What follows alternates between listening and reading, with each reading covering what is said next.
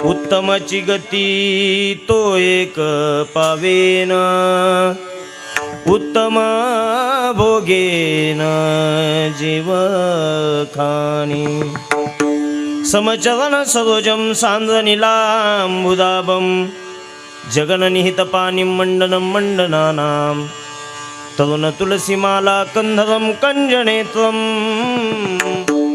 सदयधवलहासं विठ्ठलं चिंतयामि पांडुरंगा करू प्रथम नमन दुसरे चरणा संतांची या त्यांच्या कृपादाने कथेचा विस्तारू बाबाजी सद्गुरुदास तुका नमो ज्ञानेश्वरा नमो ज्ञानेश्वरा नमो ज्ञानेश्वरा नमो ज्ञानेश्वरा नमो ज्ञानेश्वरा नमो ज्ञानेश्वरा नमो ज्ञानेश्वरा नमो ज्ञानेश्वरा हे निवृत्ती उदारा सोपान देवा निवृत्ती उदारा सोपान देवा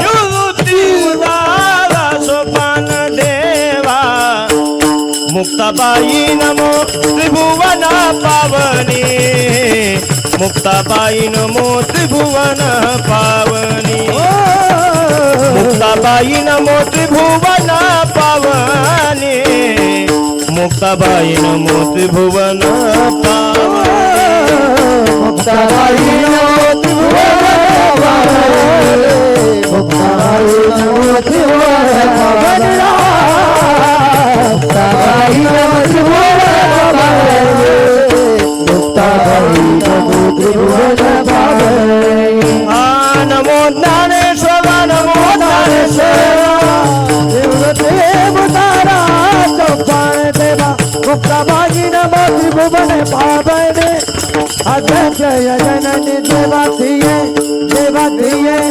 देवातीये देवातीये शरदिंदू समाकारे परब्रह्म स्वरूपिणी वासला पीठ निलये सरस्वती नमस्तुते मनोजवं मारुततुल्य वेगं जिते इंद्रियं बुद्धिमतामुरिष्टं वातात्मजं वानरयूथमुख्यं श्रीरामदूतं शरणं प्रपद्ये ब्रह्मानन्दं परमसुखदं केवलं ज्ञानमूर्तिं द्वन्द्वातीतं गगनसदृशं तत्त्वमस्यादिलक्षणम् एकं नित्यं विमलमचलं सर्वदी साक्षीभूतं भावातीतं त्रिगुणरहितं सद्गुरुं तं नमामि सेवेलागी सेवक झालो तुमच्या लागलो निज चरणा अहो स्वामी तुकया देवा देवा अहो स्वामी तुकया देवा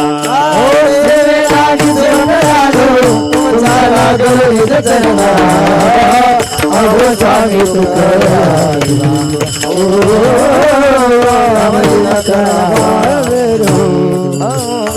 सेवेलागी सेवक झालो तुमच्या लागलो निज चरणा तुमच्या लागलो निज चरणा तुमच्या लागलो निज सेवेलागी सेवक झालो तुमच्या लागलो निज चरणा देवा यावदी नकर मागे सेवेलागी सेवक झालो तुमच्या लागलो निज चरणा हो जे स्वामी तुकया देवा यावरीन करावा अवहेरू जोडून या धन उत्तम व्यवहारे उदास विचारे वेच करी उत्तमची गती तो एक पावेल उत्तम भोगेल जीवखानी प्रस्तुत प्राप्तरूपी कीर्तन सेवेसाठी निवडलेला अभंग महान भगवत भक्त देहूनिवासी विश्ववंद्य विश्वसंत जगद्गुरु श्री तुकोबाराय यांचा अत्यंत महत्त्वाचा आणि गृहस्थी आश्रमामध्ये जे लोक असतात त्यांनी काय धर्म पाळला पाहिजे याचं मार्गदर्शन करणारा अभंग आहे. विठ्ठल विठ्ठल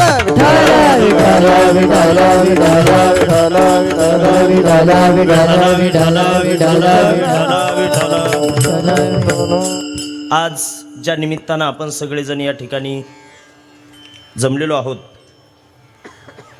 या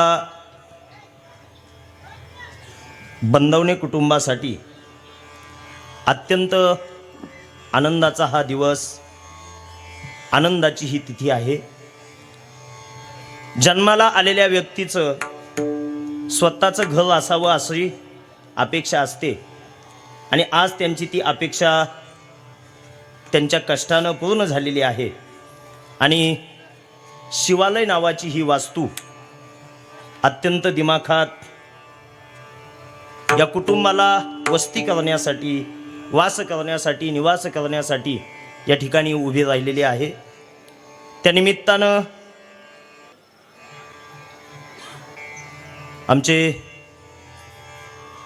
अशोकराव बंदवणे असतील, त्यांचे बंधू शंकरराव बंदवणे असतील आणि त्यांचे पिताश्री श्री दामोदर बाबा बंदवणे यांच्या निमंत्रणाला मान देऊन उपस्थित असलेले, पुढे बसलेले त्यांचे नातेवाईक, आप्तेष्ट, अनेक क्षेत्रामध्ये काम करणारे मान्यवर व्यक्ती या ठिकाणी उपस्थित आहे. या निमित्तानं मला ही कीर्तन सेवा या बंदवणे कुटुंबाच्या माध्यमातून, आमचे भांदाजी बंदवणे यांच्या माध्यमातून, अशोकदादांच्या माध्यमातून ही सेवा मला मिळालेली आहे. या निमित्तानं उपस्थित असलेले आमच्या संगमनेर या ठिकाणी आम्ही जे गुरुकुल चालवतो, सांदीपानी, महर्षी सांदीपानी गुरुकुल, या गुरुकुलातील सर्व विद्यार्थी या ठिकाणी उभे आहेत. आणि विशेष म्हणजे या बंदवणे कुटुंबामधील हा मोरया इथं उभा आहे.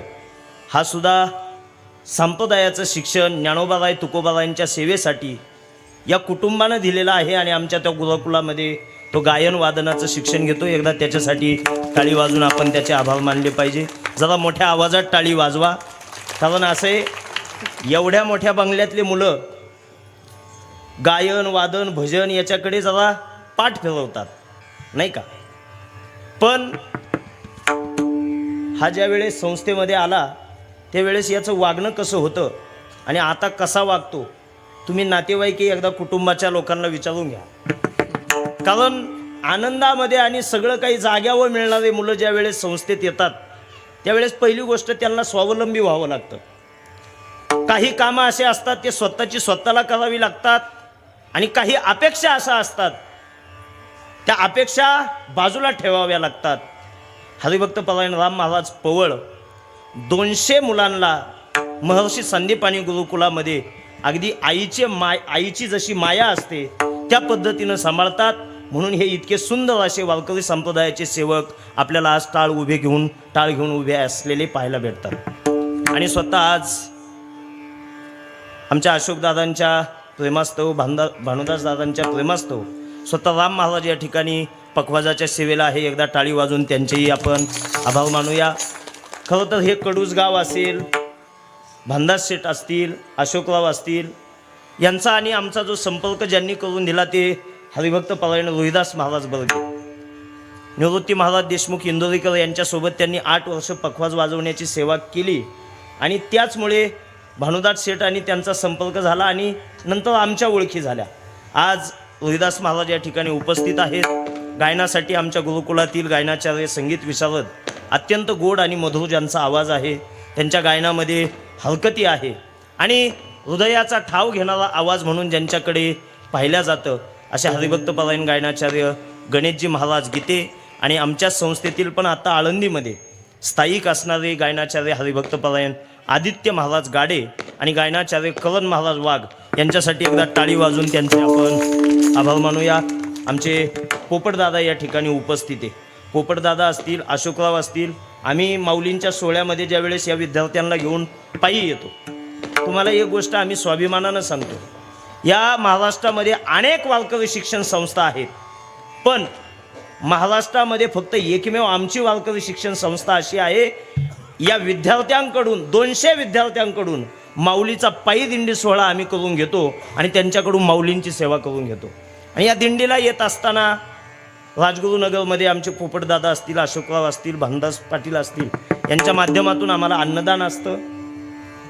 त्यांचे, पोपटदादांचे आभार मानतो. विनयकरी महाराज असतील, चोपदार असतील, आमच्या साऊंड सिस्टीमवाल्या दादांसाठी एकदा टाळी वाजवा.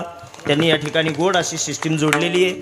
या कीर्तनाचं शूटिंग ज्यांच्या माध्यमातून होतं आहे आमच्या गुरुकुलाचा चॅनल आहे श्री विठ्ठला हरिभक्तपरायण नितीन महाराज तांबे यांच्या माध्यमातून तो चॅनल यूट्यूबचा चालवला जातो.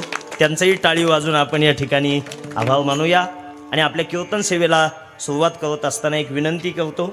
1 तासाची ही सेवा आहे. अतिशय शांत चित्तानं ही सेवा ऐका, एकाग्र मनानं ही सेवा ऐका. अत्यंत गोड सेवा देण्याचा मी या ठिकाणी आपणाला प्रयत्न करणार आहे. ज्या ज्या वेळी भजन चालू असेल त्यावेळी टाळी वाजून भजन करा. विठ्ठल विठ्ठल विठ्ठल विठ्ठल विठ्ठल विठ्ठल विठ्ठल विठ्ठल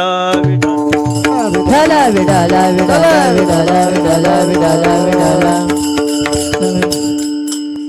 अभंग श्री तुकोबाबांचा आहे. तुकोबाबा या अभंगातून तुका म्हणे ह्याची आश्रमाचे फळ, आश्रमाचं फळ काय आहे या अभंगातून ते आपल्या पुढे ठेवतात.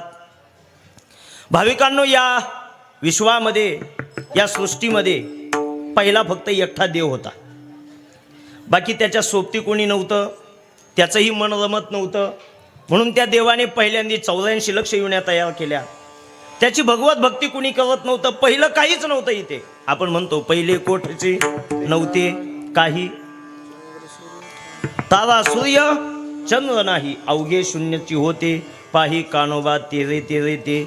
काहीच नव्हतं या ठिकाणी. त्यावेळेस देवानं ही सृष्टी बनवली, 84 लक्ष योन्या बनवल्या. नंतर देवाच्या भगवत भक्तीसाठी मानव बनवला. मानवाच्या ठिकाणी देवाने बुद्धिमत्ता दिली आणि या मानवाच्या लक्षात आलं का आपल्याला जीवन जगण्यासाठी काही गोष्टी आवश्यक असतात. बघा, जीवनामध्ये काही गोष्टी अनावश्यक असतात, काही गोष्टी आवश्यक असतात आणि काही गोष्टी आकर्षक असतात. बघा, काही गोष्टी अनावश्यक आहेत, काही गोष्टी आकर्षक आहेत आणि काही गोष्टी अत्यावश्यक आहेत. अनावश्यक गोष्टी जीवनामध्ये व्यसन असणं गरजेचं आहे की नाही आहे? बोलत चला, व्यसनाची गरज आहे का? नाही. मी तर असं म्हणेल, भगवत भक्तीच्या प्रांतामध्ये पहिलं पाऊल टाकताना तुम्ही काय केलं पाहिजे तर तुम्ही निर्व्यसनी झालं पाहिजे. जी निर्व्यसनी झाले लोक ते खरे भगवत भक्तीच्या वाटा चालायला लागले असं आपल्याला म्हणता येईल. पहिल्यांदा निर्व्यसनी झालं पाहिजे. अनावश्यक गोष्ट आहे. आवश्यक गोष्ट काय आहे?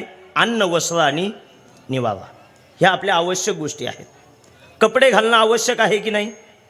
बोला. एका साधूला एका माणसानं विचारलं, अरे साधू, तुम कितना भी बढ़िया हो लेकिन कम से कम कंबल को लंगोट तो लगाना चाहिए. त्या साधूना सुद्धा खूप हसत हसत उत्तर दिलं. उस साधु ने दिलचस्पी से कहा, अरे जिसके मन में खोट नहीं उसको लंगोट की जरूरत नाही. असे काही साधू पाहायला मिळतात. ज्याच्या मनातच खोट नाही त्याला लंगोटची काय गरज. पण संसार करत असताना आणि इथे मृत्यू लोकामध्ये जगत असताना वस्त्र घालणं ही आपली काय आहे? गरज आहे. त्याच पद्धतीनं अत्यावश्यक अन्न आहे आणि घर आहे. म्हणून प्रत्येकाचं स्वप्न असतं आपलं स्वतःचं काय असावं? घर असावं. जुने लोक म्हणायचे, विहीर पहावी, बोला बोला, विहीर पहावी खांडून, लग्न पहावं करून आणि घर पहावं बांधून. काही भाग्यशाली असतात, त्यांच्या शेतीमध्ये 2-2 विहिरी असतात, बरोबर. त्याहीपेक्षा काही भाग्यशाली असतात, त्यांचे 2-2 घरं असतात. आणि त्याहीपेक्षा काही भाग्यशाली असतात, त्यांचे, जाऊ द्या तुम्ही जागे नाही एवढं, नाही का. पण लग्न पहावं करून, विहीर पहावी खांडून आणि घर पहावं बांधून असं म्हणतात. प्रत्येकाच्या जीवनामध्ये स्वप्न असतं का आपलं स्वतःचं घर असलं पाहिजे. आणि मग ज्यांचं घर बांधून होतं, घर बांधत असताना आणि बांधल्यानंतर आमच्याकडे शांती करण्याची सवय आहे. का बघा ही वास्तुशांती असते? खरं तर ही पहिली वास्तुशांती नाही आहे. आपण ज्यावेळेस जागा निवडतो त्यावेळेस जुन्या काळामध्ये पद्धत होती, ही जागा चांगली आहे वाईट आहे, हिच्यामध्ये दोष आहे की दोषयुक्त आहे का दोषमुक्त आहे, याचा विचार केला जायचा. आणि मान्य कराव्या लागतात काही गोष्टी. अन्न दोष आणि अन्नाचा महिमा हा आपल्याला मान्य करावा लागतो. आपण जर चांगल्या माणसाच्या हातून अन्न खाल्लं तर आपल्याला चांगली बुद्धी सुचते. म्हणून महाराज सांगतात, युक्त आहार विहार नेम इंद्रियाशी सार. युक्त आहार विहार, चांगल्या व्यक्तीचं खावं, काही लोकांचं खाऊ नये. खरं तर राजाचं सुद्धा खाऊ नये. म्हणून भगवान श्रीकृष्ण दुर्योधनाचं अन्न खात नव्हते. मग विदुराच्या घरी जायचे. विदुरा चल घर, बिदुला घर जावे. दुर्योधन का त्यागो मेवा, मेवा होता त्याच्याकडे, पण देवाने तो टाळला, कारण राजाचं अन्न खाऊ नये, दुर्जनाचं अन्न खाऊ नये, कारण अन्नामुळे काही दोष आपल्याला लागतात. मला असं वाटतं चोरी करणाऱ्याचं जर अन्न खाल्लं तर त्या माणसाला चोरी करण्याची इच्छा निर्माण होते. म्हणून अन्नाचा महिमा आहे. आमच्या माऊलीच्या दिंडीमध्ये एखादा सामान्य माणूस जर दिंडीमध्ये सहभागी झाला आणि पहिल्या दिवशी आमटीमध्ये भाकर चुरून खाली तर ते अन्न नसतं. ज्ञानोबाबाई तुकोबाबांच्या भजनानं त्याला प्रसादाचं स्वरूप आलेलं असतं. अहो कितीही नास्तिक माणूस असू द्या, पहिल्या दिवशी वारीमध्ये जेवण केल्यानंतर, अन्न घेतल्यानंतर तो 15 दिवस पांडुरंगाचं भजन गात पुढे पुढे चालतो. हे चांगलं अन्न खाल्याचा परिणाम आहे. म्हणून अन्न चांगलं असेल तर चांगला परिणाम, वाईट असेल तर वाईट परिणाम. पुढे जाऊन सांगू, संगतीचा फायदा होतो आणि संगतीचा तोटा सुद्धा होतो. महाराज सांगतात पतन उद्धार संघाचा महिमा. संगतीमुळे माणसं घडतात आणि संगतीमुळे माणसं बिघडतात. म्हणून जीवनामध्ये संगत चांगली असावी. ऐकणारे सुज्ञ आहेत. एका मुलाची संगत चुकली, वडिलांनी त्याला एक दिवशी जवळ बोलून घेतलं. बाळ्या, कॉलेजला जातोय, तुझ्यासाठी कष्ट करून फी भरतोय, पण माझ्या लक्षात आलंय ज्यांच्यासोबत तू फिरायला जातो ना ते मुलं चांगली नाहीये. ही वाईट संग जर तुझ्यासोबत कायम राहिली तर तू चांगला राहू शकत नाही, तुला सुद्धा वाईट सवयी लागतील. मुलानं वडिलांना सांगितलं, बाबा काळजी करू नका, ते कितीही वाईट असू द्या, पण माझ्या मनावर माझा ताबा आहे. आम्ही हॉटेलात गेलो ना, ते दारू पितात, मी फक्त कोल्ड्रिंक पितो म्हणे. माझ्या मनावर माझा ताबा आहे. वडिलांनी सावध केलं, बाळ्या तुझ्या कोल्ड्रिंकमध्ये ते कधी दारू टाकतील तुझ्या लक्षात सुद्धा येणार नाही. नाही नाही बाबा तुम्ही काळजी करू नका. दुसऱ्या दिवशी त्या वडिलांनी काय केलं, चुलीमधून 2 कोळसे घेतले. कॉलेजला निघालेल्या आपल्या स्वतःच्या मुलाच्या त्या पॅन्टच्या खिशामध्ये ते 2 काळे कोळसे टाकले. मुलगा कॉलेजला गेला. त्याचा नित्य व्यवहार चालू असताना खिशामध्ये तो मोबाईल काढण्यासाठी हात घालायचा, पैसे घेण्यासाठी हात घालायचा. हळूहळू त्या खिशामध्ये हात घालत होता, काढत होता आणि त्या कोळशाला नकळत त्याचा धक्का लागत होता. संध्याकाळी घरी आला तर मुलानं पाहिलं या बोटापासून तर या बाहीपर्यंत त्याचा हात काळा झालेला होता. वडील त्याच्याजवळ गेले आणि त्याला म्हटले, बाळ्या अरे हात काळा कसा झाला तुझा? तो म्हटला, बाबा तुम्ही नाही का सकाळी ते चुलीतून 2 कोळसे घेतले आणि माझ्या पॅन्टच्या खिशात टाकले, मग पैसे काढताना मोबाईल काढताना धक्का लागायचा, हात काळे होणारच ना त्यांना धक्का लागल्यानंतर. वडिलांनी त्याला एकच विचारलं, सांग कोळशाला हात तू मुद्दाम लावला का नकळत लागला?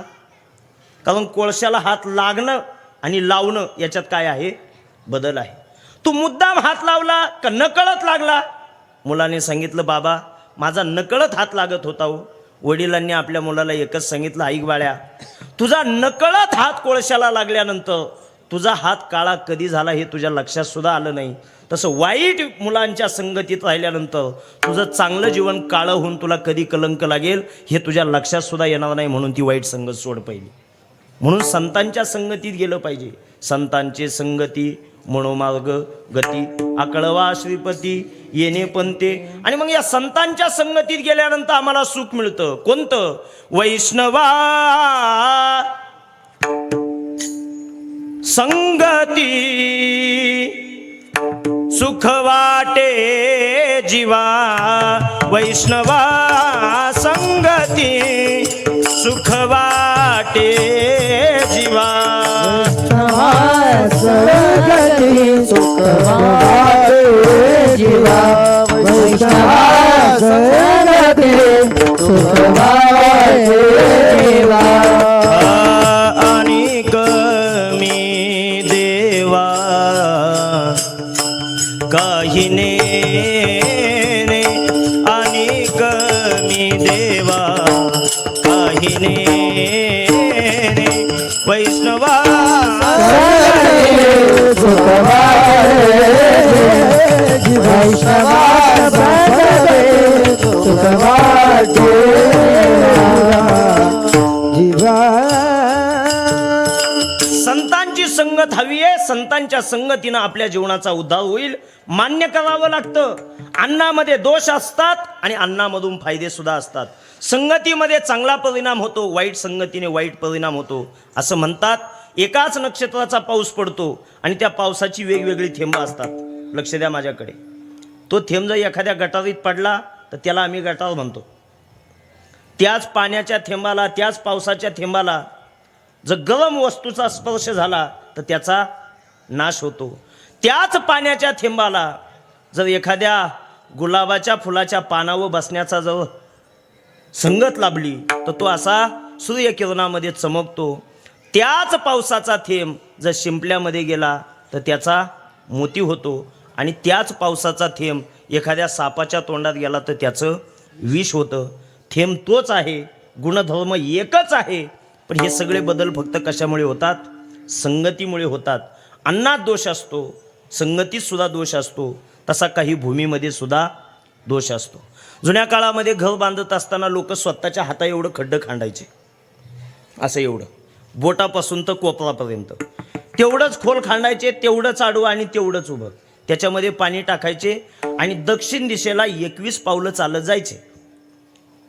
पावलं नव्हते टाकत, टाचेला अंगठा लावायचा, असे 21 पावलं चालत जायचं, 21 पावलं चालत यायचं. त्या खड्ड्यामध्ये जर पाणी किती कमी होतं याच्यावरून समजायचे या भूमीमध्ये दोष आहे की नाही. 50% जर पाणी जास्त खाली गेलं तर लोक तिथं तांब्याची प्लेट टाकायची आणि ते ठिकाण कशाचं व्हायचं तर त्या घराचा स्क्वेअर काढलेला असायचा आणि त्याचा मध्यभाग असायचा. भूमीमध्ये दोष आहे का नाही हे आमच्याकडे तपासल्या जातं आणि म्हणून हे दोषमुक्त भूमी करण्यासाठी किंवा काही ठिकाणी भूमी पवित्र असते. पण कल्पना करा, बंगला बांधण्यासाठी आणलेली वाळू कुठून आणली? झोपले तुम्ही? वाळू कुठून आणली? नदीतून आणली. नदीच्या कडेला स्मशानभूमी आहे. अनेक लोकांच्या हस्ती विसर्जन कुठं होतं? नदीमध्ये होतं. मग ती वाळू पवित्र म्हणायची का अपवित्र म्हणायची?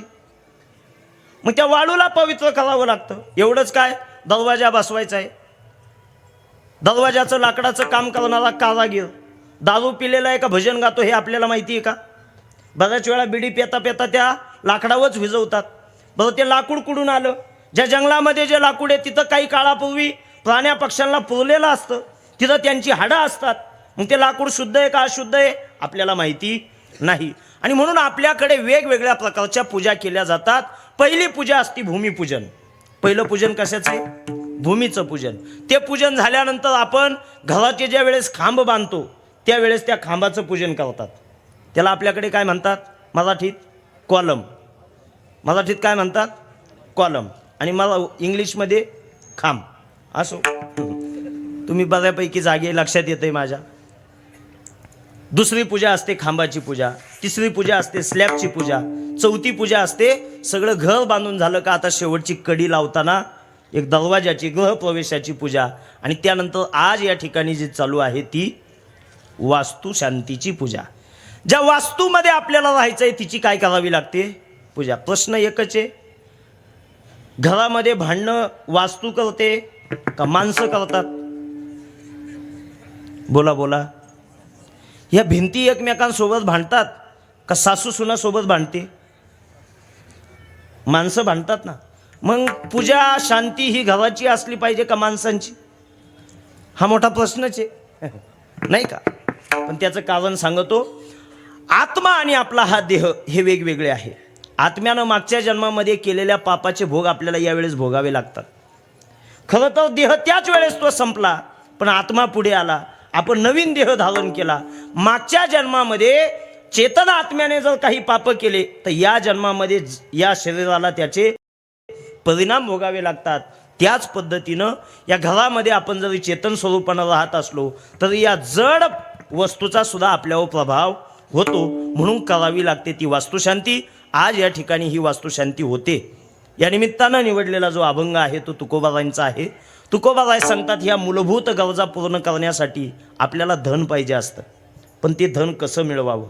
खरं तर मनुष्य जन्माला आल्यापासून तर मरेपर्यंत त्याचे 4 आश्रमामध्ये आमच्या शास्त्रानं त्याची वर्गवारी केलेली आहे. 4 आश्रम कोणते? पहिला जो आश्रम असतो त्याला ब्रह्मचारी आश्रम म्हणतो, दुसरा आश्रम गृहस्थी आश्रम, त्यानंतर संन्यासी, वानप्रस्थ, हे वेगवेगळे आश्रम आहे. खरं तर शास्त्रानं 4 सांगितले आणि शासनानं 2 सांगितले. शास्त्राचे 4 आपण ऐकले.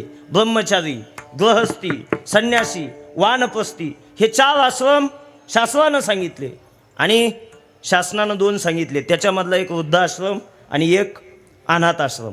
त्याचा विचार करायचा नाही. पण ब्रह्मचारी आश्रमामध्ये काय करावं लागतं? ब्रह्मचारी धर्म भोगावी अक्षरे, ब्रह्मचारी धर्म भोगावी अक्षरे, ब्रह्मचारी धर्म भोगावी अक्षरे, ब्रह्मचारी धर्म भोगावी अक्षरे, विचारे षटकर्मे आश्रमी विचारे षटकर्मे आश्रमी विचारे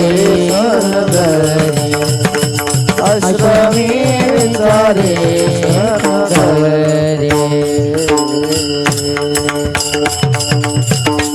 वयाच्या पहिल्या 25व्या वर्षापर्यंत आपण ज्ञान कमवलं पाहिजे असं शास्त्र आम्हाला सांगतं. घोकावी अक्षरे. आणि त्याच्या पुढचा जो धर्म आहे तो गृहस्थ आश्रमीचा धर्म काय आहे तर पहिल्या 25 वर्षामध्ये मिळवलेल्या ज्ञानाच्या बळावर पुढच्या 25 ते 50 वर्षाच्या वयोगटामध्ये आपण बक्कळच्या बक्कळ पैसा कमवला पाहिजे. 25 ते 50 हे आयुष्य आपलं कशाचं आहे? धन कमावण्याचं आहे, पैसा कमवण्याचं आहे. तुम्हाला सांगू या पैशाची गंमत अशी आहे, ज्याच्याकडे धन आहे त्याला समाजामध्ये किंमत आहे, ज्याच्याकडे धन नाही त्याला समाजामध्ये किंमत नाही. पैसा तेरा 3 नाम, परशा परशु परशुराम. एखादा भिकारी असू द्या, लोक त्याला काय म्हणतात? अय परशा इकडे.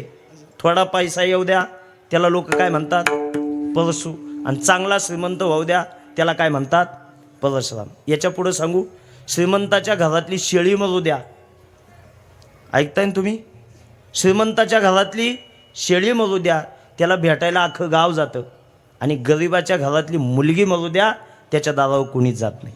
हा पैशाचा काय आहे? परिणाम आहे. म्हणजे श्रीमंताच्या घरातली शेळी मेली 7,000ची आणि आलेल्या पाहुण्यांना चहा पाजला 14,000चा. शेळी कितीला पडली?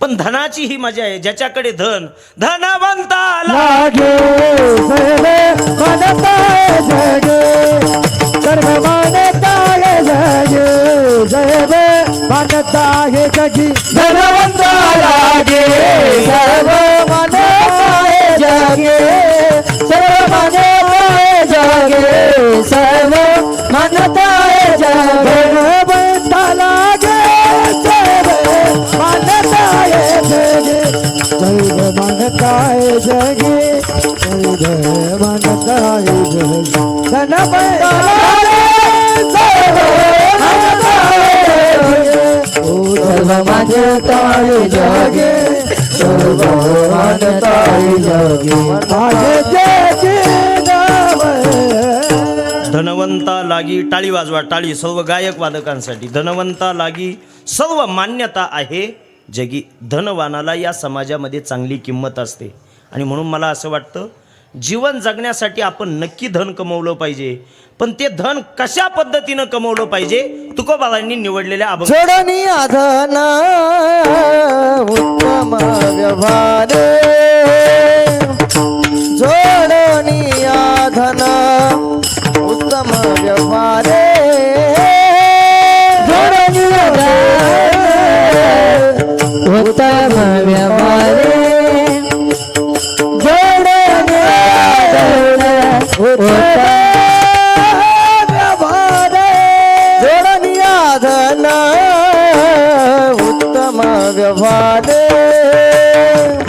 जोडणी आधन उत्तम व्यवहार,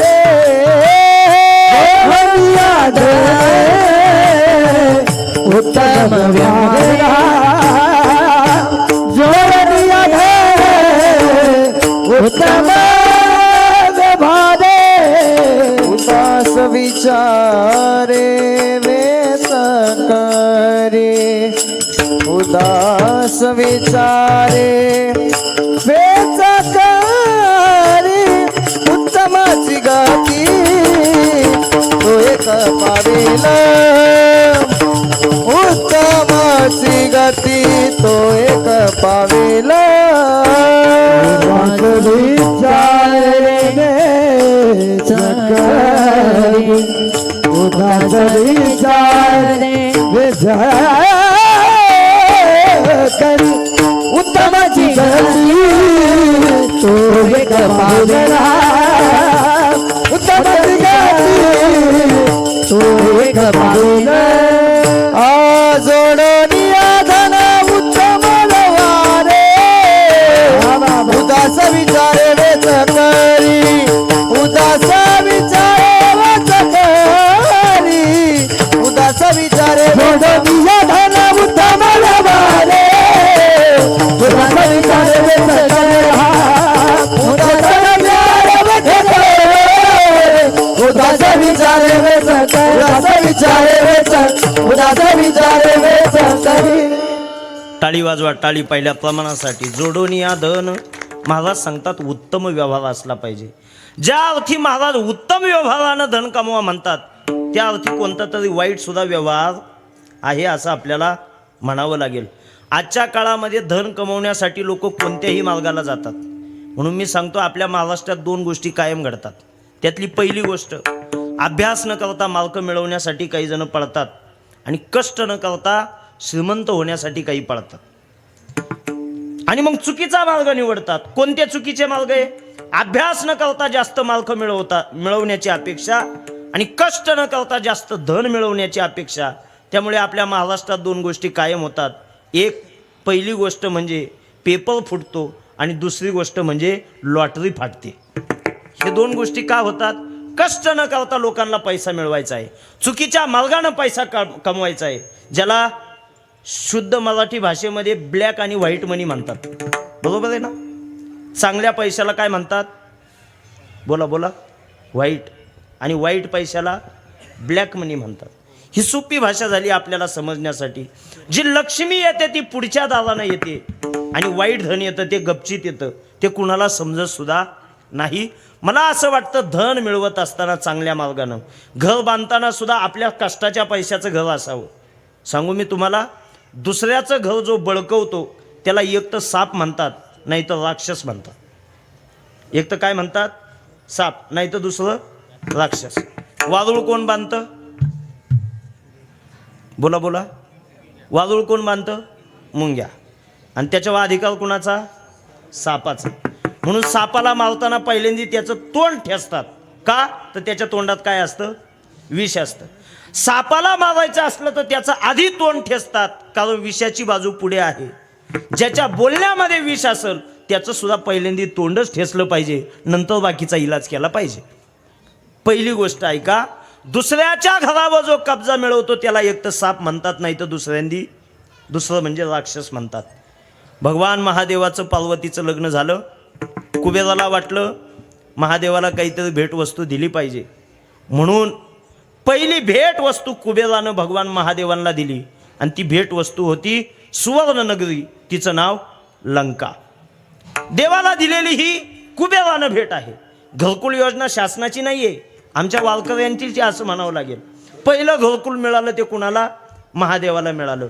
आणि मग वास्तूची पूजा करायची, शांती करायची. मग पहिला महादेवांनी ज्या ब्राह्मणाकडे गेले त्यांचं नाव ब्रह्मदेव.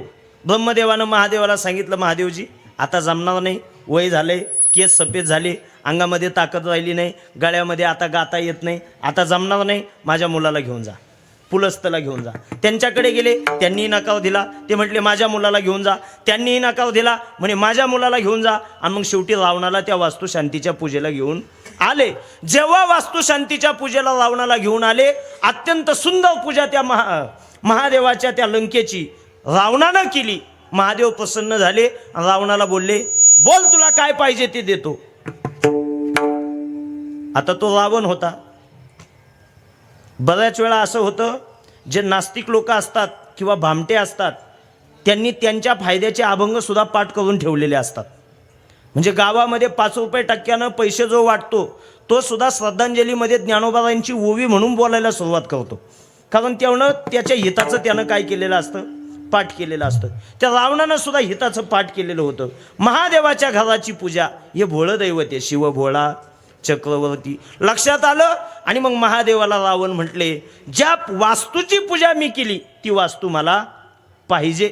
आणि मग महादेवाच्या वास्तूवर वर्चस्व मिळवलं ते कुणी? रावणानं. म्हणून तो राक्षस आहे. जो दुसऱ्याच्या घराला बळकवतो त्याला काय म्हणतात? राक्षस म्हणतात. पण दुसऱ्याचं बळकवलेलं टिकत नाही, ते जळाल्याच जातं. त्या लंकेला नंतर जळावं लागलं. जाळणारे हनुमंतराय होते. लंकेमध्ये सुवर्ण्याची लंका जळत होती. आणि आनंद देहू गावामध्ये तुकोबारायला झाला. तुकोबाराय म्हणतात, जाळी येली लंका धन्य धन्य म्हणे तुका, धन्य धन्य म्हणे तुका, धन्य धन्य म्हणे तुका. झाली लंका धन्य धन्य म्हणे तुका, धन्य धन्य म्हणे तुका, धन्य धन्य म्हणे तुका. जाळी लंका धन्य म्हणे तुका, धन्य म्हणे तुका, धन्य धन्य म्हणे तुका. झाली लंका धन्य धन्य म्हणे तुका, धन्य धन्य म्हणे तुका, धन्य धन्य म्हणे तुका. टाळी वाजवा, टाळी त्या विद्यार्थ्यासाठी. मोठ्या आवाजात वाजवा, मोठ्या आवाज. काय टाळी वाजवताना मनापासून वाजवली पाहिजे. शाबासकी मनापासून द्यावी. बऱ्याच वेळा कीर्तन ऐकताना सुद्धा मनापासून ऐकावं. बऱ्याच वेळा पोपटदादा असं होतं, कीर्तन सांगत असताना पुढच्या लाईनीला असे काही बसलेले असतात, त्यातला एखादा तरी असा असतो, तो आमच्याकडे भामट्यासारखा पाहतो. मग कळत नाही नेमकं त्याचं चुकतंय का आमचं चुकतंय म्हणून. कधी कधी विनोद झाला तर सगळा मंडप हसतो, पण तो एक हसत नाही. का हसत नाही? सगळ्या जगाचं दुःख त्याला. एवढंच काय, कधी कधी विनोद झाला तर सगळे हसतात, पण त्याला घरी गेल्यावर कळतं तो विनोद होता बा, मग एकटाच हसतो तिकडे. असे काही लेट असतात. कीर्तनामध्ये माणसं सावध असले पाहिजे. आणि 5G नेटवर्कचे असले पाहिजे. दुर्दैव असे पुढं बसलेले सगळे टोपी घातलेले. तुमच्या काळात इंटरनेटच नव्हतं तर 5G कुठून असणार? नाही का? 5G नेटवर्कचे लगेच समजलं पाहिजे. STमध्ये बसलेल्या मुलीला एक कंडक्टर बोलला, ताई आयुष्यात खूप पुढं जाशील म्हणे, तू खूप पुढं जाशील. तिनं त्या कंडक्टरला विचारलं, काका तुम्हाला भविष्य कळतं का? ती म्हणे नाही. मग तुम्हाला कसं कळालं मी आयुष्यात खूप पुढं जाईल? तो कंडक्टर बोलला, अगं जशी STत बसली तसं मोबाईलमध्ये डोकं घालून बसली. तुझं कडूस गाव जाऊन 1 तास झालाय म्हणे, म्हणून मला वाटतं का तू आयुष्यात खूप पुढं जाशील. आता हे समजण्यासाठी लोक काय असावे लागतात? सावध असावे लागतात. लंका जळाली कारण ती बळकवलेली लंका होती. जे दुसऱ्याचं लाटल्या जातं, लुटल्या जातं, ते एक दिवस जळून जातं. आणि म्हणून रावणाची लंका जळाली. तुकोबारायांना आनंद झाला. जाळणारे हनुमंतराय होते. आता हनुमंतराय म्हणजे कोण आहे? अंजनीच्या तपासाठी महारुद्र आले पोटी. महारुद्र म्हणजे हनुमान म्हणजे महादेवाचाच अवतार. याला बदला म्हणतात. याला काय म्हणतात? बदला म्हणतात. माझी लंका तू घेतली, मी जाळायचं काम पुन्हा केलं. मला यातून एकच सांगायचंय, दुसऱ्याच्या वास्तूवर आपण अधिकार गाजू नये. किंवा धन मिळवत असताना उत्तम व्यवहारानं मिळवावं. आणि उत्तम व्यवहारानं मिळवलेली मिळकत, अजून एक दुसरा नियम आमच्या तुकोबारायांनी सांगितला. तो कोणता? उदास विचारी वेच करी, उदास विचारी वेच करी, उदास विचारी, वेच करी, उदास विचारी. जोडून या धन उत्तम व्यवहारे, उदास विचारे वेच करी. त्या धनाच्या बाबतीत आपल्या अंतकरणामध्ये आसक्ती नसावी. उदास मनानं त्याचा दान धर्म केला पाहिजे. आमचे हे अशोकराव आहे ना बंधवणे, हे आमच्या दिंडीला आणि अनेक दिंड्यांना अगदी मोकळ्या मनानं दान धर्म करतात. मला असं वाटतं, मिळवलेल्या पैशाचं शुद्धीकरण करायचं असलं तर उदास विचारानं योग्य ठिकाणी त्याचा दान धर्म केला पाहिजे. आणि हा नियम आपल्या जीवनामध्ये आपण लावून घेतला पाहिजे. एखाद्यानं 100 रुपये कमवले तर त्यातले 5 रुपये सत्कार्याला लावण्यासाठी आपण तयार असलो पाहिजे. उदास विचारानं. का माहिती आहे का? धन हे आपलं नाही आहे. धन आपलं आहे का? धनाची या मागे कळीकाळाचा लाग, म्हणून या संग खोटा त्याचा तुकोबाराय सांगतात. धन एकाकडे थांबत नाही. इथलंच पहा, कीर्तनानंतर जे धन मला मिळणारे, पाकिट मिळणारे, ते सध्या तुमच्या ताब्यात आहे. बरोबर आहे ना? तुमच्याकडे नसन अशोकरावांकडे असेल. जे धन मला मिळणार आहे ते आता कुणाच्या हातात आहे? तुमच्या हातात. कीर्तन झाल्यानंतर 11च्या नंतर ते कुणाच्या ताब्यात? माझ्या ताब्यात. आणि घरी गेल्यावर तिच्याकडे नाही, बँकेत. तुमचा अनुभव मला सांगू नका. म्हणजे धन एकाकडे थांबत नाही, ते पुढे पुढे जातं. याच्या पुढे जाऊन सांगू, सत्ता आणि धन या दोन गोष्टी अशा आहे, तुम्हाला सांगतो, त्या पातिव्रत्य नसतं त्यांच्याकडे, त्या पतिव्रता नसतात. ज्याला खुर्ची मिळाली ना त्याला सुद्धा कळत नाही कशी मिळाली. बरं, मिळाली तर मिळाली, पण कधी घटस्फोट घेईन हे सुद्धा सांगता येत नाही. म्हणून ती एकाची नसते, सत्ता एकाची नसते, ती बदलत असते. उदाहरण म्हणून सांगतो मी तुम्हाला. खंडोबाचे जे भक्त असतात ना, लक्ष द्या माझ्याकडे, बोला. खंडोबाच्या भक्तांना काय म्हणतात? पांडुरंगाच्या भक्तांना आपण वारकरी म्हणतो. खंडोबाच्या भक्ताला काय म्हणतात? हां, वाघ्या म्हणतो. आता इथं जागरण गोंधळ आहेच नंतर. बरं, हे झाले पुरुष भक्त. महिला भक्तांना काय म्हणतात? मुरळी. ती नाचताना पाहिली तुम्ही कधी? खोटं बोलू नका, कीर्तनामध्ये पाहिली का नाही? सगळ्यांनी पाहिली असेल. तिची नाचण्याची एक कला आहे. ती ज्या वेळेस नाचायला लागते ना त्यावेळेस ते पाहण्यासाठी पुढे 5-50 जण बसलेले असतात. बरोबर आहे की नाही? पण ती इतकी खुश, म्हणजे कौशल्याने नाचते, तर ती नाचत असताना पुढे जे 50 जण बसतात ना त्यातल्या प्रत्येकाला वाटतं ही माझ्यासाठीच हसली आणि ही माझ्यासाठीच नाचली. हे खरं आहे का खोटं आहे? प्रत्येकाला तेच वाटतं, पण त्यांना माहीत नसतं का ती असे दररोज 50 जणांना वाट लावित असते. सत्ता तशीच आहे, प्रत्येकाला वाटतं ही खुर्ची माझी आहे, पण ती कधी घटस्फोट घेईन हे सांगता येत नाही. त्या पद्धतीनं आपल्याकडे आलेलं धन हे आपलं नसतं. देह हे काळाचे, धन कुबेराचे. ते आपलं नाही आहे, म्हणून त्याच्यामध्ये आपण अडकायचं नाही. अहो, आपला अंतकाळ झाल्यानंतर आपल्या अंगावर असणारं सोनं नाणं सुद्धा घरचे जाऊ देत नाही, ते काढून घेतात. नाही तर मेलेल्या एखाद्या म्हाताऱ्याच्या अशी कानामध्ये बाळी राहू द्या, बायकोचं सहज लक्ष जातं. अहो, ती अशी रडते तर लोकांचं लक्ष त्या कानातल्या बाळीकडे घेऊन जाते. बरोबर आहे की नाही? तिथं बाळी काढायचं एखादा विसरला ना तर ती बायको त्याची पायाजवळ जाऊन बसते, रडायला सुरुवात करते. आणि मग ते बरेच वेगवेगळे शब्द राहतात. हळूहळू वर्णन करते.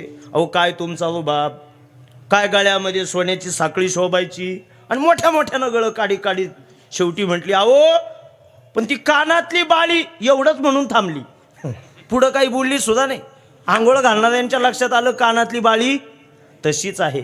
आणि म्हणून भूषणे ही घेती काढोनिया, घेती काढोनिया, भूषणे घेती काढोनिया, भूषणे घेती काढोनिया. अंतकाळाच्या वेळेस आपलं काहीही जाऊ देत नाही, कारण हे धन आपलं नाही. आणि मला असं वाटतं जे आपलं नाहीये त्याच्यामध्ये आपलं मन अडकू नाही. तुकोबारांच्या जीवनातला प्रसंग बघा. श्रीमंत कुटुंबामध्ये जन्म झाला, पण वडिलांच्या सावकारक्याच्या वह्या तुकोबारांनी एक दिवशी इंद्रायणीच्या पाण्यात सोडल्या. त्या धनामध्ये कोणतीही त्यांनी आपलं मन अडकवलं नाही, अजिबात अडकवलं नाही. अगदी उदास मनानं ह्या सगळ्या धन दौलती व तुकोबारांनी लात मारली असं म्हणावं लागेल. आणि इतकं सामान्य जीवन महाराजांचं झालं. आम्ही सदैव सुडके, जवळी येता चोर धाके, पाहुणे घराशी आजी आले ऋषिकेश, काय करू उपचार, काय करू उपचार, कोप मोडकी जलजल, करू उपचार, कोप मोडकी जलजल. सामान्य जीवन आहे तुकोबारांचं. तुकोबाराय म्हणतात चोरांना सुद्धा भीती वाटते आमच्या घरी येण्याची, कारण काही नाहीच आहे. मग सांगा मला, खरंच एवढ्या गरीब घराण्यामध्ये तुकोबारांचा जन्म आहे का? अजिबात नाही. पण उदास वृत्तीनं त्यांनी ते दान करून दिलं. तुकोबाराय दिहुगाव सोडायचे, भंडारा डोंगराव व भामचंद्र डोंगराव भजनाला जायचे. एक दिवशी महाराज एका शेतीच्या बांधावर एक दगड पडलेला होता, त्या शिळेवर भजनाला बसले. पुण्यामधला श्रीमंत माणूस, दिहू गावामध्ये त्याची भली मोठी जमीन, आणि त्या शिळेवर महाराजांचं भजन चालू आहे. गोविंद गोविंद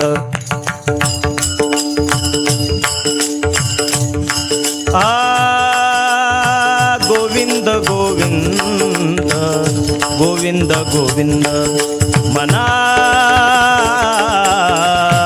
लागलिया छंद, मना लागलिया छंद.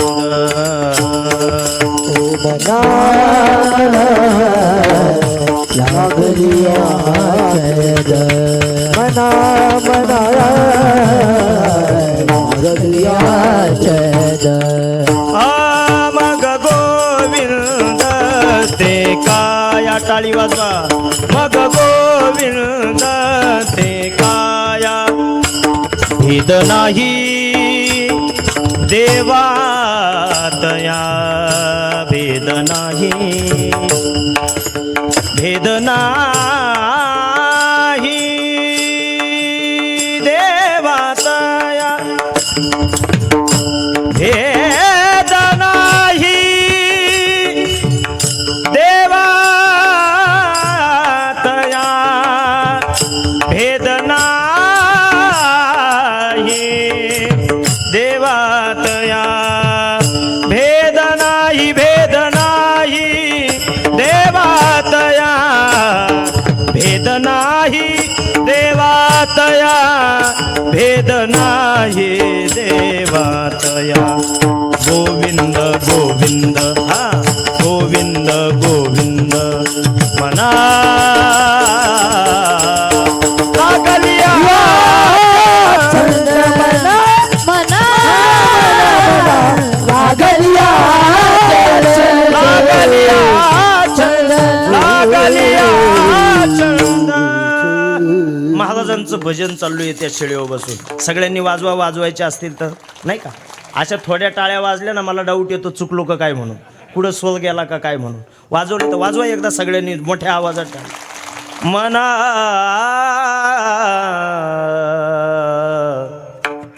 लागलिया छंद सतत महाराजांचं सदा नाम घोष करू हरी कथा सदा नाम घोष करू हरी कथा सदा नाम घोष करू हरी कथा सदा नाम घोष हरी कथा तेने सदा चित्ताचा समाधान तेने सदा चित्ता समाधान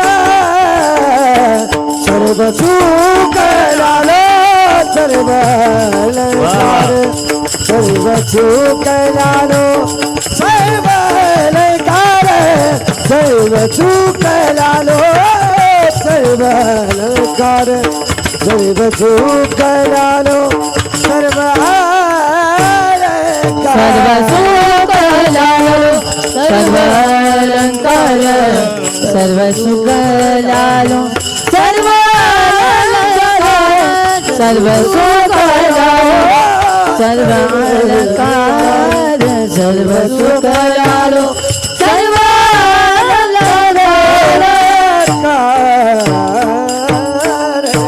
भजन चालू आहे महाराजांचं टाळी वाजवा प्रमाणासाठी अत्यंत गोड भजन महाराजांचं गोड लागना शिवार गोड लागणार शेत चंद्रभागेच्या तिराची आम्हा बोलावी ते रेत तुझ्या नामाविन नसे काही ठाव विठ्ठला जीव झाला कासावीस रूप दाव विठ्ठला जीव झाला कासावीस रूप दाव विठ्ठला पांडुरंगा विठ्ठला माय बापा विठ्ठला पांडुरंगा विठ्ठला माय बापा विठ्ठला तुळसी माळ ही श्वासाची तुटे धाव विठ्ठला जीव झाला कासावीस रूप दाव विठ्ठला जीव झाला कासावीस रूप दाव विठ्ठला पांडुरंगा विठ्ठला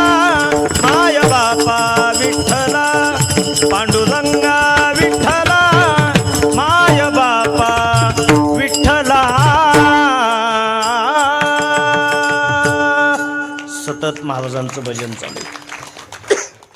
ज्या शिळेवर बसून महाराजांचं भजन चालू होतं तो जमिनीचा मालक आला. तुकोबारायांचं भजन पाहिलं. महाराजांना बोलला, महाराज माझ्या शेतात बसले तुम्ही. ज्या शिळेवर बसलेले आहे ना, ही माझ्या शेतात शिळा आहे. किती दिवस भजन करणार इथे? महाराजांनी सांगितलं, काय मला जोपर्यंत आनंद वाटेल तोपर्यंत चालेल. नाही वाटला इथं आनंद तर भंडारा डोंगरावर जाईल, भामचंद्रावर जाईल. पण असं काही निश्चित नाही किती दिवस करायचं या ठिकाणी भजन. तो जमिनीचा पुण्याचा मालक बोलतो, महाराज काय भंडारा डोंगरावर जाऊनही भजनच करायचं, भामचंद्रावर जाऊन भजनच करायचं? या शिळेवरच बसा. हे माझ्या शेतातलं पीक हळूहळू मोठं होईल, याला कणस लागतील, कणसांना धान्य येईल, धान्य आल्यानंतर पाखरं येतील आणि ते धान्य वेचण्याचा प्रयत्न करतील. महाराज स्वार्थापोटी बोलतोय, या शिळेवर बसा, भजन गा. काय मनसोक्त भजन गायचं तेवढं गा. फक्त माझं एक काम करा, या कणसांना धान्य आलं का इथं पाखरं राखायचं काम तुम्ही करा. महाराजांना काम दिलं त्याने. महाराजांनी विचार केला, आपली पत्नी आवडी कायम आपल्याला बोलत असती, संसाराकडे लक्ष नाही, संसाराकडे लक्ष नाही, काही योगदान नाही. चला सोपं काम आहे, भजन करता करता काय हरकत आहे. आणि मग महाराजांनी शब्द दिला, काळजी करू नका, इथेच भजन करणार आणि तुमच्या शेतीचं राखण करणार. पाखरं राखण्याचं काम महाराजांनी हाती घेतलं आणि महाराज त्या शेतातल्या त्या शेळीवर जाऊन सतत देवाचं भजन गायचे. हळूहळू जसे जसे दिवस पुढे गेले त्या पद्धतीनं ते पीक मोठं झालं, कणस लागले, कणसांना धान्य लागलं. जसं धान्य लागलं तसं त्या शेताकडे पाखरांची रेलचल चालू झाली, पाखरं यायला लागली. महाराजांना काम कशाचं होतं? बोला बोला. पाखरं राखण्याचं. महाराजांनी पाखरंच राखले. पण कसे माहिती का, महाराजांना पाखरं दिसले का महाराज म्हणायचे, या या या बसा या बाजूला. दुसऱ्या बाजूनं दिसले, या या या ह्या बाजूला काही बसा, ह्या बाजूला काही बसा. पक्षिणी सुस्वरे आळवी ती वृक्षवल्ली आम्हा सोय रे वनचरी, वृक्षवल्ली आम्हा सोय रे वनचरी. पक्षिणी सुस्वरे आळवी ती वृक्षवल्ली आम्हा सोय रे वनचरी, वृक्षवल्ली आम्हा सोय रे वनचरी. राम महाराजांसाठी एकदा टाळी वाजवा. त्या पाखरांची काळजी, ती दया तुकोबारायांना आली. मला काय सांगायचं आहे, उदास विचार सांगायचा आहे. हळूहळू ते पाखरं त्या रानाकडे येऊ लागले. सगळं धान्य संपवलं. शेतीचा मालक एक दिवस आला, पाहिलं एका कणसाला धान्य व्यवस्थित नव्हतं. राग आला महाराजांचा. तुकोबारायांना त्या काळामध्ये तुकशेठ म्हणायचे.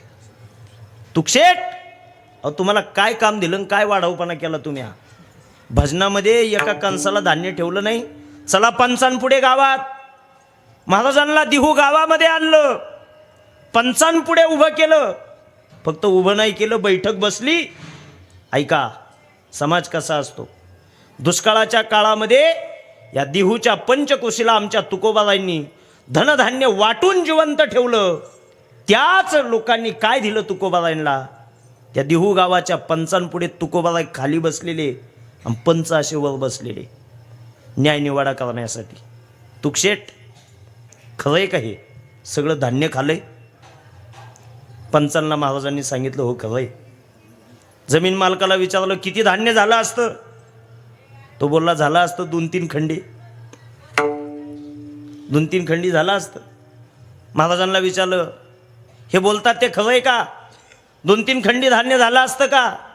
महाराज म्हटले, नाही नाही 2-3 नाही, चांगलं 5-6 खंडी झालं असतं. महाराजांचं हे उदार म्हणे बघा, उदास विचारे वेच करी. त्या पंचांनी सांगितलं, महाराज भरपाई द्यावी लागेल. काय धान्य झालं असतं ते एका कागदावर लिहिलं आणि तुकशेट याची भरपाई करा, खाली सही करा. तुकोबारायांच्या घरामध्ये खाण्यासाठी धान्याचा कण नाहीये, पण तुकोबारायांनी ते आवाहन स्वीकारलं. ठीक आहे, तुमचं धान्य भरपाई करून देतो. महाराजांनी खाली सही केली.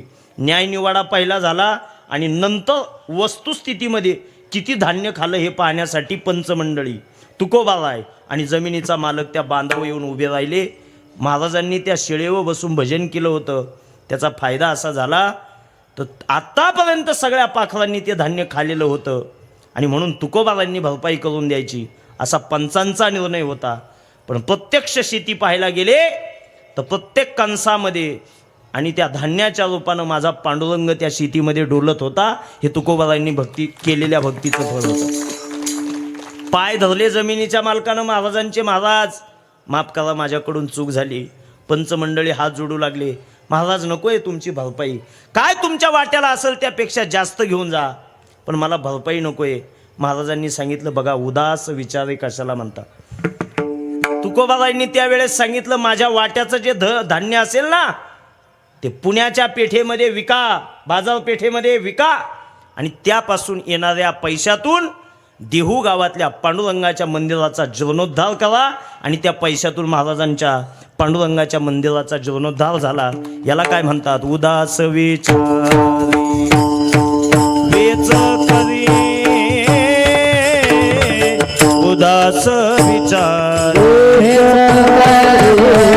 उदास विचारे वेच करी, उदास विचारे जोडून धन उत्तम व्यवहार, उदास विचारे वेच करी, उदास विचारे वेच करी जोडून आदन उत्तम व्यवहार, उदास विचार वेच करी, उदास विचार वेच करी, वेच करी, वेच करी. वेच करी. आपलं हे नाहीच आहे म्हणून त्याच्याबद्दल आपलं अंतकरण हे उदास असलं पाहिजे. उदास. धन काय आपलं आहे का? अजिबात नाही. बरं ते खोटं पण आहे, ते काय आपल्या अंतकाळाच्या कामाचं आहे का? जोपर्यंत हे खोटं आहे कळत नाही ना तोपर्यंत माणसाला त्याची आसक्ती असते. एक पाहुणा आला अचानक घरी, बाहेर मुलगा खेळत होता तिथला, आणि त्या सहज त्या पाहुण्याचं लक्ष गेलं, त्या तुळशी वृंदावनाजवळ एक चांदीचं नाणं पडलेलं होतं, जुन्या काळातलं चलन. हळूहळू पाहुण्यानं घरात घुसण्याच्या ऐवजी त्या तुळशीच्या वृंदावनाकडे आपलं पाऊल फिरवलं, मुलाचं लक्ष विचलित करून. पण मुलगा चॅप्टर होता, हुशार होता. त्याच्या लक्षात आलं का पाहुण्याचं लक्ष त्या चांदीच्या नाण्याकडे आहे, आणि म्हणून लगेच आवाज दिला आईला, आई ए आई, अगं हे कोण पाहुणे आले? आपल्या घरात यायचं तर हे त्या चांदीच्या नाण्याकडे चालले. आईनं सांगितलं, बाळ्या काय काळजी करू नको, ते कुठं खरं चांदीचं नाणं आहे म्हणे. मग खरं नाही आहे, हे खोटं आहे. ज्या वेळेस पाहुण्याला कळालं त्यावेळेस लक्षात आलं इकडे धाव घेण्यात अर्थ नाही. इतक्या उदास वृत्तीनं त्या धनाची आपण दानधर्म केला पाहिजे. त्याचा परिणाम काय होतो तुकोबाराय सांगतात, तर प्रत्येकाला जन्माला आल्यानंतर गती चांगली मिळावी अशी प्रत्येकाची अपेक्षा होते असते. ती चांगली गती या धर्मातून आपल्याला मिळते. तुकोबाराय निवडलेल्या अभंगाच्या दुसऱ्या चरणात. उत्तमाची गती तोय पावेन, उत्तमाची गती तोय पावेन, उत्तमाची गती तोय पावेन, उत्तमाची गती तोय पावेन. हो हा हो हा उत्तमाची गती तोय पावेन, उत्तमाची गती तोय पावेन.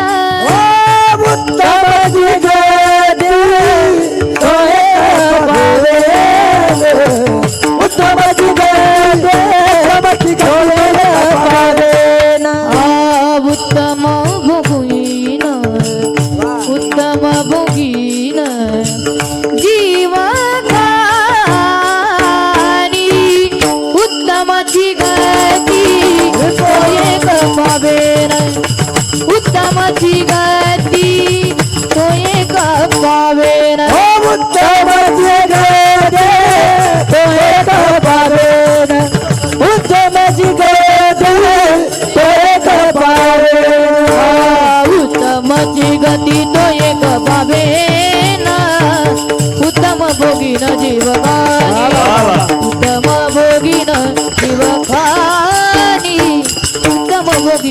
उत्तमाची गती तो एक पावे उत्तम होईल जीवकाळी उत्तम होईल जीवकाळी उत्तम भोगील जीवा उत्तम भोगील जीवा उत्तम भोगील जीवकाळी टाळी वाजवा आमच्या गुरुकुलातील विद्यार्थ्यासाठी आणि अशीच टाळी पुढच्या भजनात चालू ठेवा. विठोबा रखुमाई विठोबा रखुमाई हरी जय जय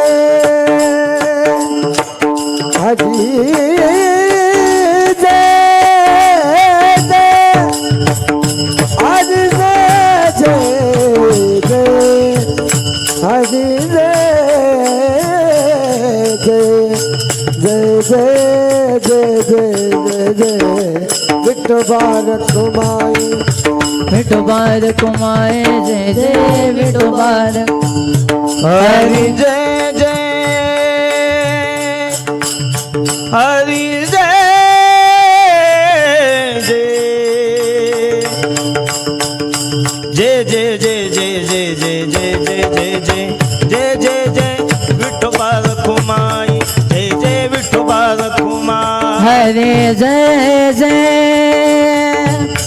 विठोबा रखुमाई हरे जय जय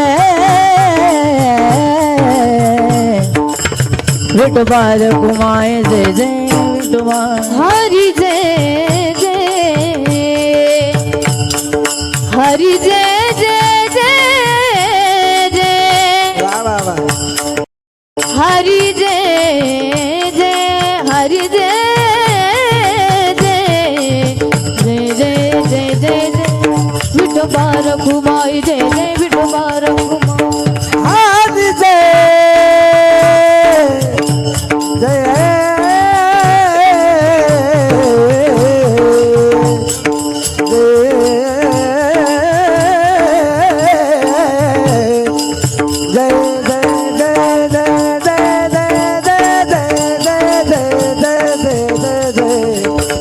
विठोबा रखुमाई हरे जय जय विठोबा रखुमाई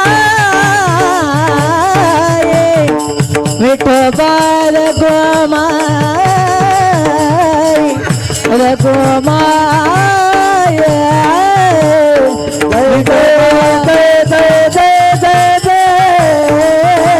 टाळी वाजवा टाळी टाळी विठोबा रखुमाई हरी जय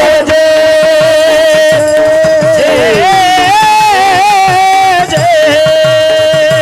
जय जय जय जय जय विठोबा रखुमाई विठोबा विठोबा रखुमाई विठोबा रखुमाई विठोबा विठोबा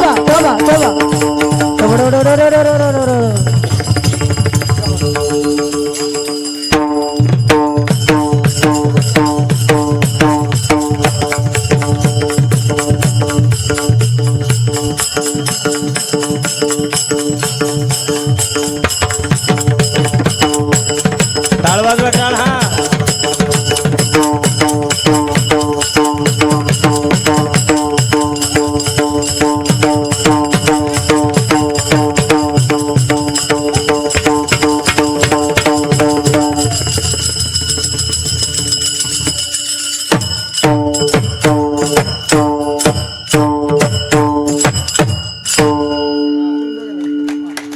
मोठ्या आवाजात मोठ्या आवाजात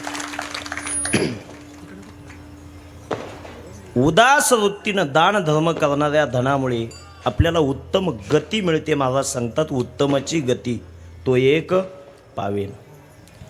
गृहस्थी आश्रमामध्ये असणाऱ्या व्यक्तींसाठी या मनुष्यासाठी तुकोबारायांनी पुढे उत्तम गती मिळण्यासाठी काय सांगितलं बघा. पर उपकारे तानपुरा नेने परनिंदा परश्रिया सदा बहिणी माया. महाराजांनी सांगितलं जीवनामध्ये आपलं जीवन पर उपकारी असलं पाहिजे. बघा भाविकांनो, आपल्याला जर देवाने धनाच्या बाबतीत सामर्थ्यवान बनवलेलं असेल ना तर आपण कधीतरी थोडा कधीतरी आपण दुर्लभ घटकांना संकटामध्ये आणि दुःखात असणाऱ्या व्यक्तींना आपण सांभाळलं पाहिजे आणि त्यांच्यावर कोणता तरी उपकार केला पाहिजे.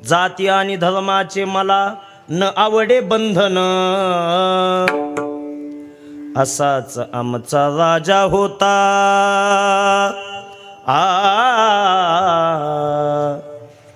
असाच आमचा राजा होता, माणुसकीची खान आनंदाने आनंदाने नाचत होती हिंदू मुसलमान, आनंदाने नाचत होती हिंदू मुसलमान, आनंदाने नाचत होते हिंदू मुसलमान, आनंदाने नाचत होते हिंदू मुसलमान, हिंदू मुसलमान, हिंदू मुसलमान, हिंदू मुसलमान, कबीर मोमीन लतीफ मुसलमान, कबीर मोमीन लतीफ मुसलमान, कबीर मोमीन लतीफ मुसलमान, कबीर मोमीन लतीफ मुसलमान, नाचत होती हिंदू मुसलमान, आनंदाने नाचत होती हिंदू मुसलमान, आनंदाने नाचत होते हिंदू मुसलमान, आनंदाने नाचत होते हिंदू मुसलमान. शिवछत्रपती शिवाजी महाराज की, पुढच्यांचा आवाज येऊ द्या. शिवछत्रपती शिवाजी महाराज की जय भवानी, जय भवानी. कशासाठी सांगतोय? परश्रिया सदा बहिणी माया, त्याचा परिणाम उत्तमची गती तो एक पावेन, उत्तम भोगेन जीवखानी. महाराज पुढे सांगतात काय केलं पाहिजे? भूतदया गायी पशुचे पालन. आता ह्या प्रमाणात थोडा लोकांनी बदल केला. भूतदया गायी कुकुट पालन इकडं आहे का नाही माहिती नाही, पण आमच्याकडं खूप झालं. पण महाराजांनी सांगितलं भूतदया गायी, दया आपल्या अंतःकरणामध्ये असली पाहिजे. किती दया असावी? आपल्या मुलांवर जी दया आहे तीच दास दासी सेविका ह्या जगतातले जे प्राणी मात्र आहेत त्यांच्यावर ती असली पाहिजे. दया करणे जे पुत्रासी तेची दासानी दासी, तोची साधू ओळखावा,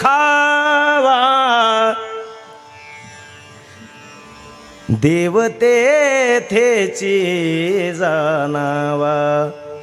जे का रंजले गांजले त्यासे म्हणे जो आपुले, तोची साधू ओळखावा, देव तेथेचे जाणावा जाणावा जाणावा. दया असली पाहिजे. भूतदया गायी पशुचे पालन. पशु म्हणजे कोणते? तर आपल्याकडे जे देशी गायी आहे त्यांना काय सांगितलंय? पशुचे पालन. तान्हिल्या जीवन वना माझी. ज्याला तहान लागलेली आहे त्याला पाणी पाजलं पाहिजे, ज्याला भूक लागलेली त्याला अन्न दिलं पाहिजे. पुढे महाराज सांगतात शांतिरूपी नोहे कोणाचा वाईट, वाढवी महत्त्व वडिलाचे. खरं तर वाढवी महत्त्व वडिलाचे या शब्दावर आपल्याला बोलता येईल. आमच्या अशोकरावांनी आणि आमच्या शंकररावांनी आमच्या दामोदर बाबांचं वजन वाढवलं आणि त्यांचं महत्त्व वाढवलं. या वास्तूकडे पाहिल्यानंतर आपल्याला दिसेल. खरं तर दामोदर बाबा म्हणजे ते सुद्धा या भागामध्ये या पंचकृषीमध्ये एक वजनदार व्यक्तिमत्व. सामाजिक राजकीय धार्मिक क्षेत्रामध्ये प्रत्येक क्षेत्रामध्ये उभा राहिलेला माणूस लात मारील तिथं पाणी काढील असं व्यक्तिमत्व म्हणजे दामोदर बाबांचं आहे. पण कसं असतं, वडिलांनी जी परंपरा मुलांच्या हातात दिली ती परंपरा तितक्याच भक्कमपणाने आणि तितक्याच ताकदीनं पुढं चालवली पाहिजे. आणि ती आमच्या अशोकरावांनी चालवली आपल्याला असं म्हणावं लागेल. आणि त्या माध्यमातून वाढवी महत्त्व वडिलांचे. ज्ञानोबाबांनी सुद्धा सांगितलेलं आहे येथ वडील जे जे करीती तया नाम धर्म ठेविती. आणि मग येव त्या अनुष्ठिती सामान्य सकळ. वडीलधाऱ्या व्यक्तींचं जर व्यक्तिमत्व चांगलं असेल, त्यांचा आचार चांगला असेल, त्यांचा विचार चांगला असेल तर त्या विचारावर पाऊल ठेवून आपण चाललं पाहिजे. वेगळा धर्म जगण्याची सुद्धा गरज नाही. हे ज्ञानोबाबांनी ज्ञानेश्वरी सांगितलं. फक्त आपल्या वडीलधाऱ्या लोकांनी चांगली पायवाट, चांगलं पाऊल, चांगला मार्ग आपल्याला दिला पाहिजे. आणि तोच आपण आपल्या जीवनामध्ये जर आचरणात आणला, अवलंबनात आणला तर मला असं वाटतं आपल्या वडिलांचं महत्त्व आपण सुद्धा वाढवतो. जीवनामध्ये आपण लहान असताना ऐका, लहान असताना आपली गावामध्ये जी ओळख असते ना ती वडिलांच्या नावानं असते. गावात चालले तर लोक काय म्हणतात, अमक्या अमक्या व्यक्तीचा हा काय आहे, मुलगा आहे. पण सांगू, लहान असताना आपल्या वडिलांची ओळख आपल्याला द्यावी लागते. जीवनामध्ये कर्तृत्व इतकं सुंदर करा, इतकं देखणं करा, इतकं चांगलं कर्तृत्व गाजवा, तर भविष्यात आपले वडील जर रस्त्यानं चालले तर लोकांनी म्हटलं पाहिजे, हा अमक्या अमक्याचा बाप चाललाय, याला आपण नमस्कार घातला पाहिजे. आणि मला असं वाटतं ते काम आमच्या अशोकरावांनी केलं. शांतिरूपीनो हे कोणाचा वाईट, वाढवी महत्त्व वडिलांचे. आणि हे सगळं केल्यानंतर काय काय केल्यानंतर, धन उत्तम व्यवहारानं मिळवायचं. जोडून या धन उत्तम व्यवहारे, त्याचा परिणाम तुका म्हणे ह्याची आश्रमाचे फळ. उदास विचारे वेच करी, तुका म्हणे ह्याची आश्रमाचे फळ. पर उपकारे नेने परनिंदा, दुसऱ्यावर उपकार करा, कुणाची निंदा करू नका, त्याचा परिणाम तुका म्हणे ह्याची आश्रमाचे फळ. परश्रिया सदा बहिणी माया, तुका म्हणे ह्याची आश्रमाचे फळ. शांतिरूपेनो हे कोणाचा वाईट, तुका म्हणे ह्याची आश्रमाचे फळ. वाढवी महत्त्व वडिलांचे, तुका म्हणे ह्याची आश्रमाचे फळ. भूतदया गायी पशुचे पालन, तुका म्हणे ह्याची आश्रमाचे फळ. तानिल्या जीवन वना माझी, तुका म्हणे ह्याचे आश्रमाचे फळ. आणि परम पद बळ वैराग्याचे, आपल्या जीवनामध्ये कितीही आपल्याला मिळालं तरी आपण वैराग्य अवस्थेवर जर जगलो तर हेच खरं आश्रमाचं फळ आहे. महाराज शेवटच्या चरणात सांगतात, एकदा टाळी वाजून भजन करा. ज्ञानेश्वर माऊली, ज्ञानराज माऊली तुकाराम. महाराज ज्ञानेश्वर माऊली, ज्ञानराज माऊली तुकाराम. महाराज ज्ञानेश्वर माऊली, ज्ञानराज माऊली तुकाराम.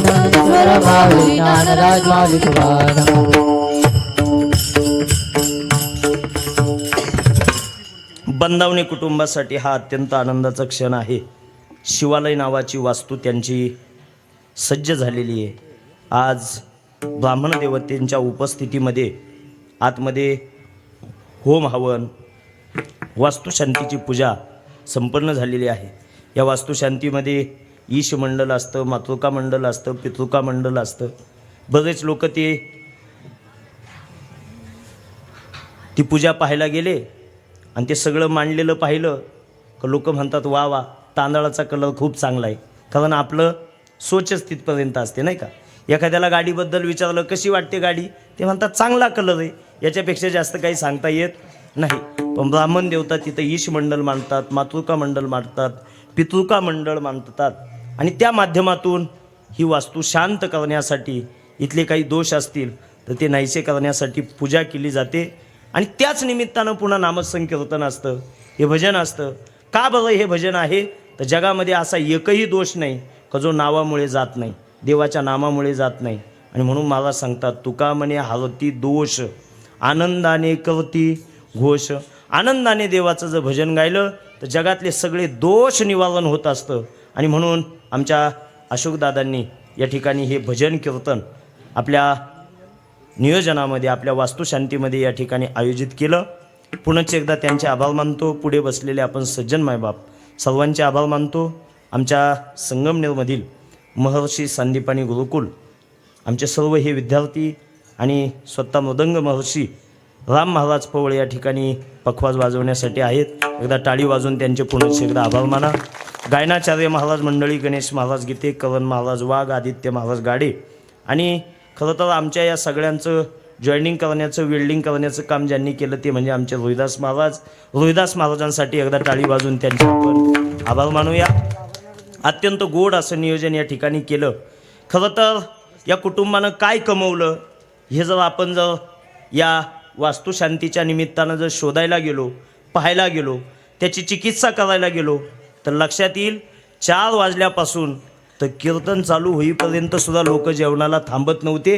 ही कमवलेली संपत्ती, हा समाज म्हणजे मिळवलेली ही त्यांची संपत्ती आहे. एवढे लोक ते त्यांच्या प्रेमापोटी या ठिकाणी जमले. आणि त्यामुळे आपलं कीर्तनसुद्धा थोडं लेट झालं. त्यांनी सांगितलं, महाराज पाहुणेच खूप आहे आणि त्यामुळे आम्हाला आता हे कीर्तन वेळेत चालू करणं शक्य नाही आहे. पण जरी त्यांना वाईट वाटत असेल कीर्तनाची वेळ पुढं चालली, पण खरोखर सांगता येईल का जीवनामध्ये आपल्या शेवट काय जातं तर आपली माणुसकी जाते. मला असं वाटतं जिवंत असताना असं जगा का गेल्यानंतर आपल्या नावानं पुस्तक लिहावं, किंवा जिवंत असताना असं पुस्तक लिहा तर मेल्यानंतर हजारो वर्ष लोकांनी ते वाचावं. अशा पद्धतीचं आपलं वागणं नाव लौकिक या समाजामध्ये असावं. आणि ते नाव लौकिक या बंदावणे कुटुंबियांचं आहे. भानुदास शेठ बंदावणे त्यांचेसुद्धा मी या ठिकाणी आभार मानतो. आमचा मोरया हा गुरुकुलामध्ये शिक्षण घेतोय. खरं तर कुटुंबामध्ये संपत्तीचं हे वडिलोपार्जित संपत्ती भेटतच असते. मला असं वाटतं या संपत्तीसोबतसुद्धा हे गुरुकुलामध्ये मुलं का असावे तर शिक्षण घेतलेले मुलं कदाचित दुसऱ्या देशात जर शिकायला गेले, तिकडंच नोकरी मिळाली तर ते आईवडिलांना विसरतात सुद्धा. पण एवढ्या मोठ्या शिक्षणानंतरसुद्धा आपल्या आईवडिलांच्या बाबतीत त्यांच्या पायाची सेवा करण्याची अंतःकरणात भावना जर जागृत कोण ठेवीत असेल तो हा आमच्या वारकरी संप्रदायाचा विचार ठेवत असतो. हे कायम लक्षात ठेवा. आणि निश्चित हे जे विद्यार्थी दिसतात आपल्याला, भले यातला कुणी गायक होईल नाही होणार, पखवाज वाजवेल नाही वाजवणार, तो भाग वेगळाच आहे. पण निश्चित आम्ही या व्यासपीठावरून सांगू शकतो का इथे टाळ घेऊन उभे असणारी मुलं, आमच्या गुरुकुलातली मुलं आयुष्यात कधी आईवडिलांना विसरणार नाही आणि त्यांची सेवा नित्य करतील याची आम्ही हमी देऊ शकतो. यासाठी या गुरुकुलांची गरज आहे. खरं तर शालेय शिक्षणामध्ये आपण काटकोण शिकतो, विशालकोण शिकतो, लघुकोण शिकतो, त्रिकोण, चौकोन, षटकोन हे कोण आम्हाला शाळेत शिकवले जातात. लघुकोण, विशालकोण, त्रिकोण, षटकोन हे कोण आम्हाला शालेय शिक्षणात शिकवले जातात. पण जीवन जगण्याचा दृष्टिकोन फक्त आमचे ज्ञानोबाराय तुकोबारायच शिकवतात. म्हणून त्या वारकरी संप्रदायाचं शिक्षण आपल्याकडे असलं पाहिजे आणि ते विचार या मोरयाच्या रूपानं या घरामध्ये पुन्हा जिवंत राहतील याची आम्हाला शाश्वती आहे. पुनश्च एकदा अशोकराव असतील, शंकरराव असतील आणि आमचे दामोदर बाबा बंदावणे असतील, त्यांचे आभार मानतो. आम्हाला या ठिकाणी कीर्तन सेवा करण्याची संधी दिली. कीर्तन करत असताना काही चुकीचे शब्द गेले असतील तर ते माझ्या बुद्धीचे दोष आहेत. जे योग्य आहे ते ज्ञानोबारायांचं आहे, तुकोबारायांचं आहे, श्री गुरूंचं आहे. चांगलं घेऊन जा, वाईट याच ठिकाणी ठेवून जा, अशी सर्वांना या कीर्तनाच्या निमित्तानं मी अपेक्षा बाळगतो आणि सर्वांना एकदा विनंती करतो, सर्वांनी एकदा व्यवस्थित वरती हात करा व्यवस्थित आणि या भजनामध्ये सहभागी व्हा. निवृत्ती राया, निवृत्ती राया, सोपान मुक्ताबाई ज्ञान सकया. निवृत्ती राया, निवृत्ती राया, शोभा गोगाबाई ज्ञान सकया. निवृत्ती राया, निवृत्ती राया, सोपान मुक्ताबाई ज्ञान सकया. निवृत्ती राया, निवृत्ती राया, शोभा गोगाबाई ज्ञान सकया. ज्ञानोबाराया माझा तुकोबाराया, ज्ञानोबाराया माझा तुकोबाराया. ज्ञानेश्वर माऊली ज्ञानराज माऊली ज्ञानेश्वर माऊली ज्ञानराज माऊली. विठ्ठल जय जय विठ्ठल, जय जय विठ्ठल, जय जय विठ्ठल.